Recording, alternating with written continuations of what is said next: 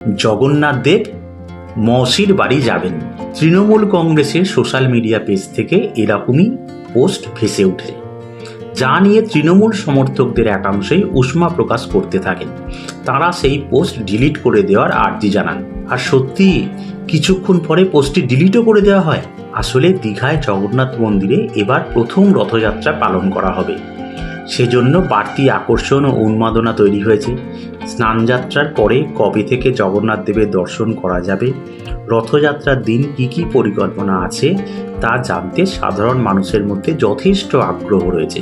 দীঘার জগন্নাথ মন্দিরের রথযাত্রার প্রচারের ক্ষেত্রে কোনো খামতি রাখছে না তৃণমূল কংগ্রেসও।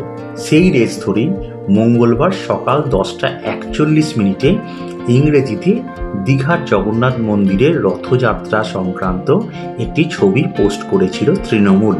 সেখানে সবই ঠিক ছিল, কিন্তু মাসির বাড়ির পরিবর্তে মৌসির বাড়ি বলা হয়, আর সেটা নিয়েই প্রশ্ন উঠতে শুরু করে। তবে বিতর্ক বৃদ্ধি পাওয়ার আগেই সেই পোস্টটি ডিলিট করে দেওয়া হয়।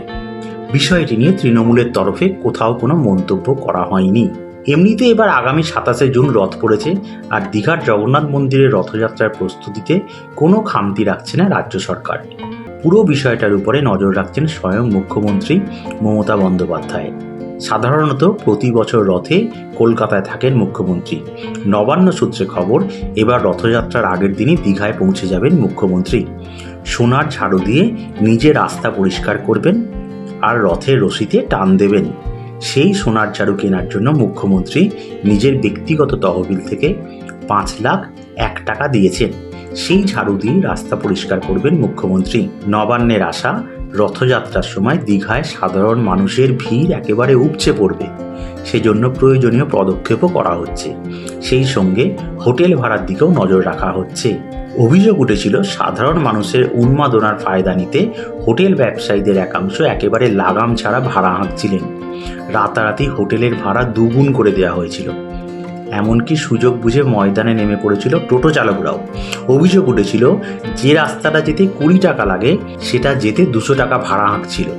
বিষয়টি মুখ্যমন্ত্রীর কানে পৌঁছয়, তারপরেই কড়া ব্যবস্থার নির্দেশ দেন মুখ্যমন্ত্রী।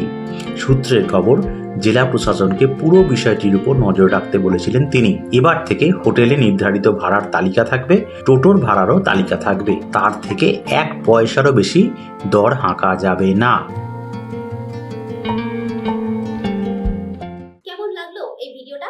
ভালো লাগলে অবশ্যই একটা লাইক করতে ভুলবেন না। এরকমই নানা রকমের রোজকার খবর, সেলিব্রিটিদের আপডেট, নানা অজানা কাহিনী থেকে শুরু করে জ্যোতিষশাস্ত্র, এমনকি স্বাস্থ্য সংক্রান্ত টিপস, সবকিছুই আপনারা পাবেন আমাদের এই ইউটিউব চ্যানেল দেশ দ্য সার্চে।